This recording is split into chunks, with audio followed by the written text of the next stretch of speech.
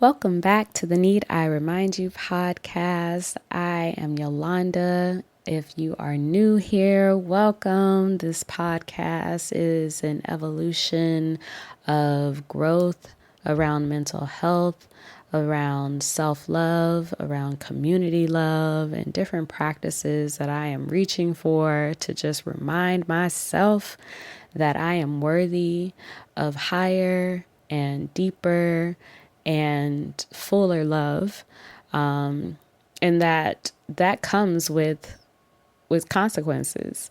One of the first episodes that I released on my podcast channel is my story around being involuntarily hospitalized in a psychiatric unit.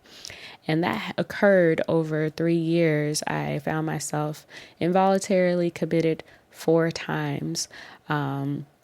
And it threw me off. It threw me off. I did not know all the sources of my stress and disembodiment, but by the grace of God, I found my way through that journey, and I'm still here to testify and express my lessons learned, my wisdom, but also my curiosities and my passion around this subject, because I want to build community. I want to connect with people who understand this space and have different perspectives and and work with people, collaborate with people, more importantly, to honor our community. And what community I'm speaking for directly is the Black community, Black women specifically, who have been chronically ignored and misunderstood and neglected in this country of the United States of America. And so I am here representing and centering myself first and foremost and my Black women,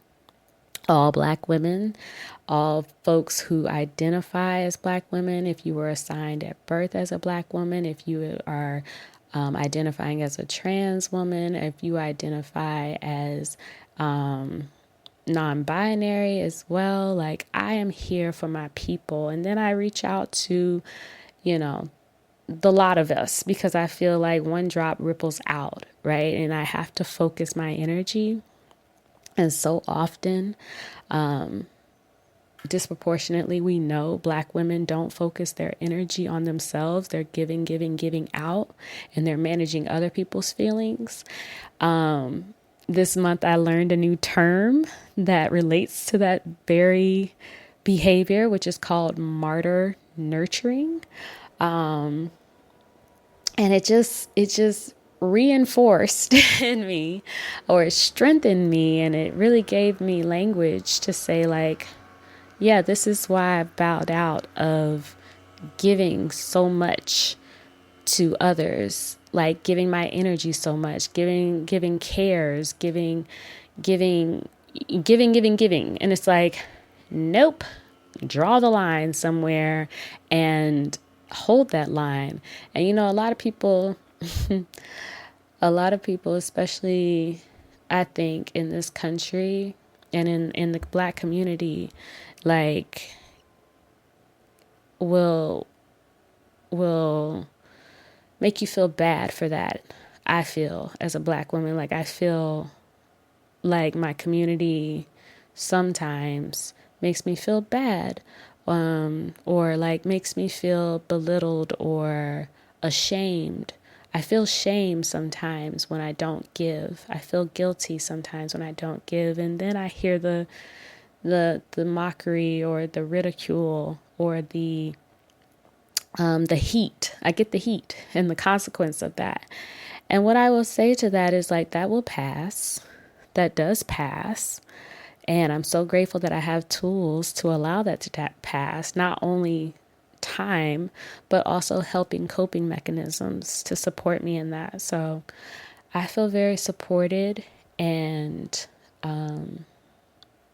healed in that way, where healed sufficiently enough to navigate the BS and to navigate, not giving so much of a bloop about what anybody has to say about my choices, my requests, or my behaviors, ideas, beliefs, da da da da da. It's a very empowering space to be in. And I'm trying to do my best to balance that with community support and needing people, because I don't want to isolate myself. I don't want to be afraid of intimacy, and I don't want to hold back when the moment is in front of me to get what I need and get what I deserve and get what I want from things and people and places. So I wanted to give that little spiel because today I wanted to talk about specifically a post that I saw on IG, on Instagram, the other day that has been feeling like, that made me like feel a type of way, and it relates to the psychiatric environment. And a psychiatric nurse on Instagram posted a funny clip of them, like, or someone like reenacting a scene, and then the headline was like, psychiatric nurses be singing and dancing along with their patients. And I didn't find it funny. I knew that it was not for me. It was on my explore page. I had just happened to see it, and I clicked on it, and I looked in the comments. So I went down the rabbit hole a little bit and started to read some of the comments, and seeing that there were other providers, psychiatric providers, and care practitioners commenting, laughing emojis, like so much laughter. Some people saying like, yeah, like I need a bed next to them, LOL. Some people were just saying like it helps pass the time, it helps them get through the day, like, and have a little fun at work. Some people said, it helps calm down the patients during administration of medication, which can be a rowdy time in the facilities, or can be an anxious time. Yeah, that's all I can remember or recall from that little post. And it made me feel some type of way. Like, I was in my feelings, and so I journaled a little bit about it.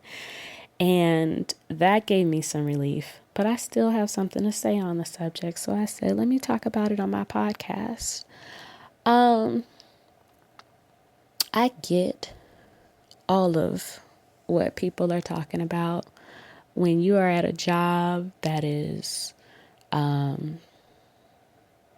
under-resourced or unsupported, or if it is heavily resourced or heavily supported, like, you are trying to, like, get a rise, get some hits, get some likes, get some fun dopamine shots in you, so that it can be a little bit more fun along the way. You're trying to enjoy yourself in the process. That's cute. And it's also necessary for providers, because I also want to contextualize, like, I also think it's necessary for providers to go the extra step with their patients, to not be afraid of their patients, to engage with patients, and like, and truly, like, see their patients in order to understand them, in order to work with them, in order to communicate with them, and get them the services or the help that they need. Whether it's medication, whether it's therapy, whether it's just calming them down so that they can go to sleep. Whatever it might be, you might be going out of your job description, so to speak, to take care of your community, and hats off to you if you're doing that as well. So I just want to name, like, I see the rainbow of different intentions and different practices. But on this podcast, I want to focus on my feelings as a former patient when I saw shenanigans, or when staff members would get too familiar with me. Not unlawful discrimination, or not unlawful interactions, but inappropriate behavior, like putting their hands on me, just like resting a hand on me. Like, you're not supposed to touch patients. So don't like rub my shoulders when you walk by. That's uncomfortable. I did not consent to that.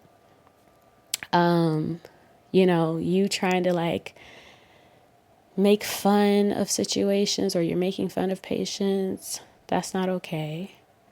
Singing and dancing. So I was singing I remember singing when I was in a hospital space, and that was soothing for me because nobody came to check on me in the ER. It wasn't even in the ER. I was in a confined space. They would not let me leave the room. When I tried to leave the room 2 steps, it was like, no, get back in there. And so I made my own entertainment. And the same thing with facilities. Like, I made my own schedule. Even though I was only in there for a short period of time, there was very little to do.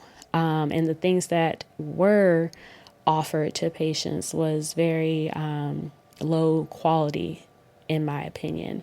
It was very basic. And some things I gravitated towards and some things I didn't. I wasn't choosy in a locked facility. I didn't have many choices, so I took what I could get and I made lemonade. However, I was not interested in singing and dancing with the staff.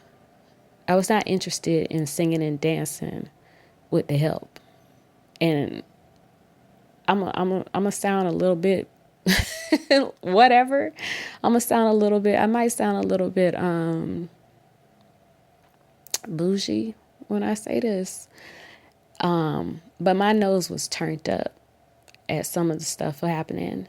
But at the end of the day, I was a patient. I was paying to be there. I wasn't actually paying to be there. I was being charged to be there. Let me be clear. And then I had to pay a bill when I got out that I didn't know how much was running up. I couldn't get out on my own accord. I had to just wait until they let me go and until they was done milking me as a cow. Like, that's how I felt. And I felt very shysted. Like, I felt very angry. And if I saw a staff member come and sing and dance with me, I would have just looked at them. I would have just stopped. And that's what I'm getting at. Like, to some, that might be cool, right? But like, I think some of y'all are playing too much at work.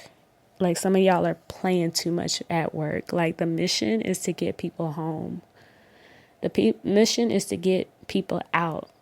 You can put all the like hit playlist and fire snacks out, and you can have the best demeanor and be the calmest and sweetest nurse, and you can be the most this and that and this and that. Like, you can do all these things. The point is to get people out of this space. The point is for these spaces to not be popping up all the places.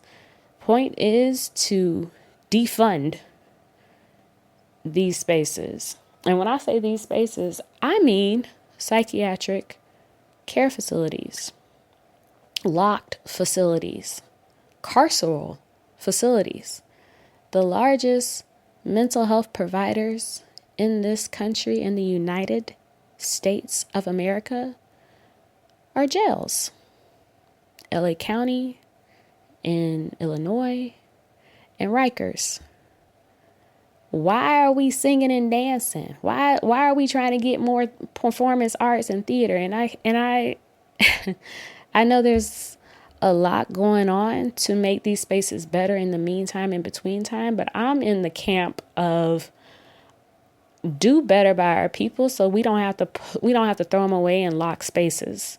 We don't have to put them in these subpar units. And if these subpar units aren't meeting the standards, because we need to up our standards and up our care and up our resources in other areas. And maybe our people wouldn't need to be up in there. Maybe our people wouldn't be returning to these spaces so often if the stress and weight of this world wasn't so heavy. If you wasn't charging people for everything. If you wasn't, jacking up the prices on everything. If these things weren't happening so prevalent and so nonchalant, like maybe perhaps we would get somewhere. And I know this is not a perfect world, but I am interested in pointing out and calling out like the fact that we all have our parts to do towards the things that we know are jacked up and makes us deeply uncomfortable. But the bottom line is to get people home. To get people home and to have a home to go to and to take care of them. But let me focus, as a psychiatric provider in a locked facility, as a mental health provider, or as a warden, whoever crisis officer, whatever your title is, if you are working in these spaces with psychiatric patients or people who are experiencing mental health conditions or substance abuse conditions and things of that nature, and people generally have either involuntarily or voluntarily come through those doors and are under your care, you have a responsibility to them first to get them home. You don't get to spend that time braiding their hair and slow dancing with them and singing, we are the champions and shit. You need to get your ass back to work and advocate for these people to get home and really be in practice of saying I'm going to do the best that I can here, right? To make sure that they're safe, to make sure that they have programs or they have this or they have that. And that's how you make change. If you don't feel empowered in your seat, which I know a lot of us don't at work, if you don't feel empowered in your seat, I need you to aim higher, and I need you to be proactive about what you're doing and why you're doing it, and stop being so distracted and comfortable in your suffering and in those conditions. You are a part of the problem as well. And I hate to say that because I have been a part of the problem. We all have work to do. And as someone who just wants to be in fun employment for the rest of her days and just kick my feet up and do what I want and swing on a pole and hop flights and be in first class and be on an island somewhere and chilling and just having a good time with my friends and family and, kicking back and playing all this. But when I come to work, I come to work. So that's the difference between where I'm at. I ain't got no job. I haven't collected no check in almost 3 years. And people might look at me and say, well, Yolanda, you good, you privileged, you got 2 parents, you got a household, you got this whoop, doop, doop. You don't know me. You don't know me. First of all, you don't know me, so you can't speak on my situation. And even if you could speak on my situation, if you do know something about me, you don't know everything about me. And so remember that. Remember that for yourself. You don't know everything about yourself as well. And when we start to get curious and interested in ourselves and in our strengths and weaknesses, we're able to lean in a little bit more with community support and the resources around us to see beyond our situations, to see beyond, our sick, sad story that we've been telling ourselves over and over and over. Break out of it put the phone down, turn the TV off, go get to work. Like, stop using people as your entertainment. And I recognize, like, social media has an influence. Like, we have so many different influences that are pushing themselves into our homes and into our lives. Like, we cannot go anywhere without someone trying to sell us something or upcharge us something. But just know that these things are intentional distractions in our lives, and it's okay to have a little distractions, and it's okay to have to have some fun and like entertain. Like, this is the challenge. Like, I want people to have so much damn fun, but I cannot accept when people are having fun at work to the detriment of someone else. That's when it becomes a problem, because we know who disproportionately is having more fun at work than us. So when I see black and brown people having a good time at work, I'm like, oh, y'all done forgot. So need I remind you, this is not a game. Like, you go home and play the video games, play games. You go outside the country to play some games and ride the ATVs. You go to the concert and sing and dance. That's where you party. And if you can't afford to get there, you go to the house and party. You know what I'm saying? Like, or you ain't got no house to go to, or your house is chaotic. You party when you walking home or when you walk into your car. Like, these are the ways that we take up space. But know where you at. And know that someone is seeing you. Like, I think that is the biggest thing that I'm grateful for. I'm so grateful for I'm so grateful for so many things that I saw while I was residing, or I was staying rather, while I was staying in these spaces, these facilities, the behavioral facility in Tampa, the psychiatric space in North Florida, the psychiatric hospital in Austin, Texas. In each and every place, in each and every space, I met people. I'm talking about other patients. But there was only one staff member that I was like, appreciated that he was on his job. Like, no nonsense, but like so empathetic, so in tuned. He knew sign language. He was signing with another patient to just communicate with them. He didn't know that much sign language, but he was trying. And I witnessed that, and it was no funny business, but those are the types of things that I think about. Like, protect people and serve people when it is your job.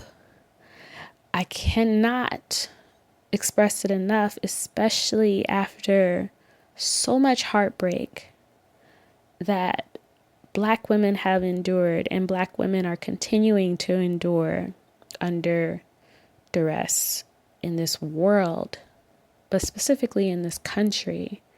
But because that's where I got to start, because that's where I'm at. But I recognize that it is a global issue that the global majority is experiencing. And so, like, I'm like, it's not the quantity. It's not the quantity that we keep focusing on. I don't believe. Like, we want to increase the number of representation, and I get that. But, like, I don't want more Black and brown folks in these hospitals and in these seats if they just gonna cut up. If they just gonna get in there and do a little jig and go home and be sitting in they castle because they done shut off their emotions, or they done shut off their connection with Black people. I don't want that. And I get it, like there's a strategy for everybody, but that's what I'm expressing what I want and what I desire and how I've been raised. And I know like we all get, like, especially as Black and brown folks, like we have the right to take up space and to have fun. And this is not a tear down of the community. This is like a call in. Like, I am calling in folks to, like, whatever you're doing, do it to the max. Like, lean into that, but make sure that you are in the appropriate place. Like, if you want to sing and dance, like, if that's your claim to fame at work, I'm gonna need you to, like, do that on your own time. Like, I get it. And I'm also like, please know that I like, this is aggravating and agitating. And I know I'm here to work on that. And I would love to do that in a more productive way. And as a patient, I am inferior to you in this structure. Like, you have the power over me. So I can't say that to you. All I can do is write it on a complaint card, and you may or may not hear it. Same thing right now. I don't believe any psychiatric providers are listening to this, but I'm going to say it anyway. Like, and that's what I've learned from my teachers and from my ancestors, like Audre Lorde, like Bell Hooks, like just so many people, like my mom, my granny, my sister, like just encouraging me to say what's on my mind and tell the truth. And that is so challenging because I just want people to get it. But that's not happening, so I'm trying something different. And I'm trying to be patient with myself. I'm trying to be patient with others. But this ain't no party. Like, being in a psychiatric ward is not fun. It's not a hospital. It's depressing. It's scary. It's isolating. It's cold. It's rigid. It's loud sometimes. And when I was in there, I had no issues, like, with what the patients were doing, particular. Like, there were some things that I took issue with, and I, like, appreciated when a staff member intervened. Like, so those things I appreciated, right? Like, I appreciate when you, as someone in power, I appreciate you when you intervene and stand up and say, like, that's not okay. And you actually do something to follow up with that. So that, and then you make sure that I'm safe and I'm getting what I need while I'm here. So I appreciate that. I appreciate you trying to communicate with me in the ways that I want to be communicated with. And that's my self-determination. Like, by just speaking, saying hi, looking me in my eye, not coming to just check off a box, but it's sincere, it's genuine. I appreciate formal group activities that engage in conversations and that are well facilitated and moderated, so that people recognize that you have to share the space, and that that you're not going to be marked down or punished or receive negative consequence if you choose not to attend or if you choose to step away from the group. That you're not going to be labeled depressed because you're not talking to anybody. You see what I'm saying? Like, these things have marks, and I don't think people are hearing enough from, or I don't even know. I truly don't know. I truly don't know. Cause I ain't received no comment card. I ain't received no customer satisfaction survey from people. Even with my psychiatric nurse practitioner, I asked them, how do you like to receive feedback? They were like, what do you mean? They didn't even consider like that this is a two-way street. It's not just you telling me what's what. It's not just you throwing a label on me. It's not just y'all just like working from top down and just delivering and administering medication and keeping people passive and alive. That's not even fun. That's not even basic. That's like, come on. Again, we deserve so much better. We deserve so much better. And I truly believe that when we work together and when we plug in to do this advocacy work and focus our attention on the highest intention, like to liberate our people for the sake of all people, we'll stop with all these like tit for tats and going back and forth. Like, I don't want to be on this channel talking about this all day. And I'm not, which is a blessing. It's such a blessing. But I am mindful, like, I get to talk about it. I get to talk about it, and I want to talk about it. And, yeah, like my words have power. My practice has power. My experience has power.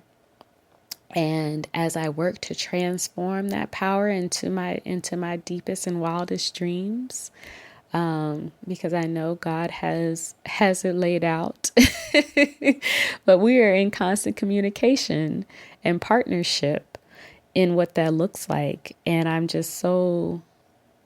so happy to be alive to express it, but I recognize that this is not an infinite experience, and there's a lot of people that aren't here to experience this, and there's a lot of people who don't have this access, and I want to be a part of breaking down those barriers so that we can have access for more of our people, Black and brown people, and the people of the global majority who have been crying out chronically for space to breathe and space to express. And I get it. Like, we get it how we can get it.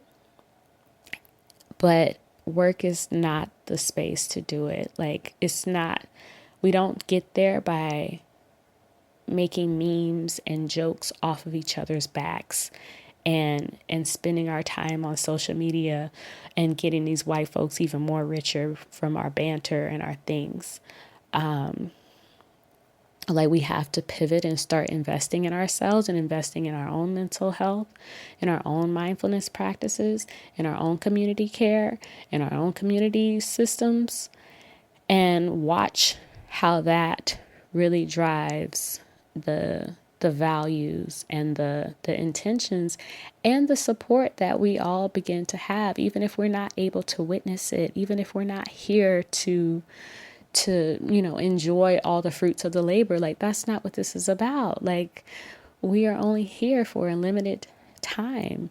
And I choose, because self-determination and autonomy are so important, and free will are so important, and consent is so important. So my choice, my power, my beliefs are aligned to compassion, to reaching for how can we unite and really be one together while also being authentic and not doing something just because it looks good on your resume, or it looks, because it's a popularity contest. Like, I have been working so hard to break from that mold. It has been a time. It has been a time and effort, but it's possible to like move away from these norms that no longer fit where we're going and where we're headed. So it's just important to focus on where you're going and where you want, where your visions are for yourself, not just for your family and your children and your mama and your daddy and everybody back in your ancestors and all, like for yourself. Because where you are, that's the starting point. And as one of my former teachers has said, like, I love this quote, like, and it's been coming up for me a lot. Like, we have to have a belonging to ourselves as a starting point. Reverend Angel Kyoto Williams, a Black Zen Buddhist priest and author, and just the architect of mindful meditation, Mindful MNDFL. It's the organization where I've been certified under. She